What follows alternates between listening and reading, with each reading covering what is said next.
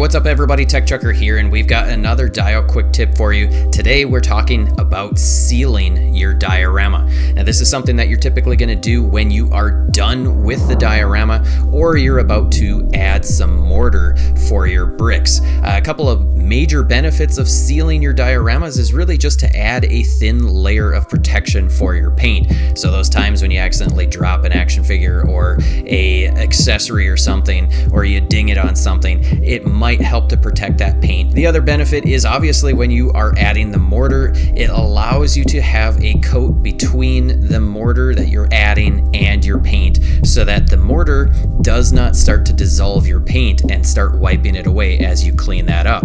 Now, because most of the paints that we are using are acrylics, they are water-based, and so they're very, very prone to humidity changes. So adding this seal helps to prevent a little bit of that humidity from causing problems. And you'll know that you are running into humidity issues when you've had an action figure standing on your diorama for say a week or 2 weeks, and then you go to move it and you hear that noise.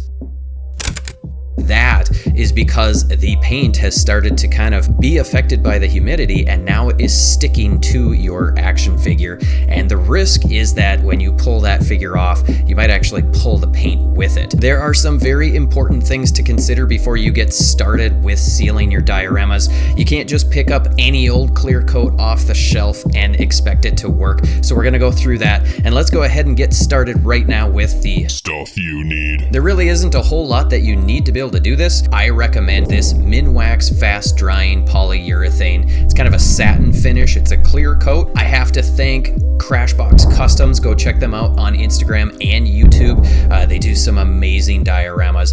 They recommended that I use this product. I was using an acrylic spray that I'll show you the difference between the two in just a little bit. But I highly recommend getting this Minwax fast drying polyurethane. It's not perfect, but it definitely does a better job than the other stuff that I was using. Here is the barcode if you're interested in looking it up wherever you buy your products. And I've also linked to the product on my Amazon store below in the description. You can get it there if you want. You're also going to need a piece of test foam. Assuming that your diorama project is made out of foam, you want to test it on a piece of foam so you know how this product is going to react. And I recommend having a piece of test diorama that you can use, meaning it should be a piece that has the paint that you use so you can try it out on there. And then of course you're going to need your actual diorama finished and ready to go. What to do? You should be ready now to get started with sealing your diorama. Obviously your dio needs to be done, and then get yourself into a well-ventilated area. I'm using my garage. You can do it outside, pretty much anywhere you have good airflow. Put down a drop cloth or a cardboard piece or anything that you can use to ensure that any overspray is caught on that rather than on your floor. Shake up your can really well. Make sure you're following all of the instructions on that can for safety, and then grab that piece of test foam. And what we're going to do is I'm going to do a side-by-side test of the old acrylic clear paint that I used to use that I got at Hobby Lobby versus the polyurethane that I am using now. Neither of these products is perfect. The polyurethane will still burn your project if you're not careful. And so that's why the technique that you use is extraordinarily important. But let's go ahead and do a test spray of both of these on a blank piece of foam so you can see what the results are. You can see that both of the products are burning the foam, but the polyurethane is a little bit less.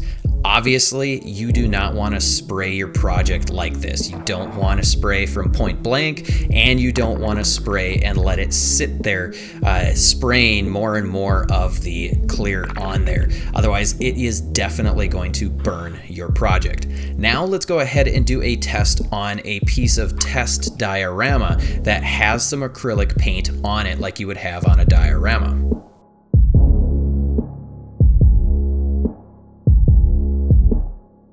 Again, using this terrible technique, we're spraying it and both products are burning it, but the polyurethane is not burning near as much. So why am I still recommending the use of a clear coat that would still burn my project? Well, because this is the best that I've found. And if you use good technique, you will not burn your diorama. And the cool thing is with this polyurethane, you're now putting something on that is no longer water soluble, and it's not going to be affected near as much by the humidity and whatnot. How do we do this for your actual project to ensure that you are not going to damage it? Well, first things first, you want to do a test spray using the proper technique on a piece of your test diorama chunks. So I've got this little brick wall that I'm going to do a test on, and what I'm going to do for technique is I am going to start at about 8 to 12 inches, and I want to keep that distance from the piece. And then I am going to start spraying not directly on the diorama. I'm going to start that just to the side of it. And I'm going to start spraying, holding it down with a continuous spray, and then I'm going to sweep in a relatively quick fashion across the diorama piece.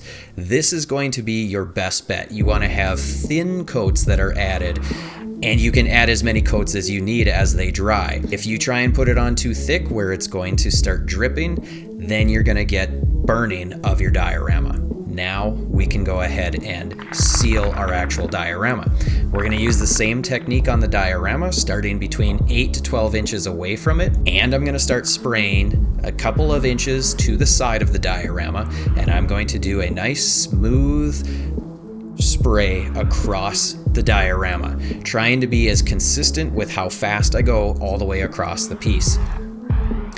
You're going to do that back and forth until you have added one coat. You don't need to add another coat right away going over it, because now you're going to start adding too much and it might start burning. One coat at a time. Let it dry between 4 and 6 hours. I like to turn the diorama so that if I started going horizontally, now I can do a vertical coat on the diorama. This helps to make sure that you get full coverage on all of the little cracks and holes and whatnot that you've got on the diorama to make sure that everything is covered. Do another coat. Again, you start spraying before you're on the diorama so that if there's any sputtering or anything like that, it does it off the diorama piece. And then nice and smoothly, you're gonna cross over your diorama all the way to the end. You never stop in the middle of the diorama, otherwise you're gonna get pooling. Do that again. You've got 2 coats, let it dry 4 to 6 hours or more, and then add another coat. I like to do anywhere between 2 and 4 coats, depending on how well I did with the other coats.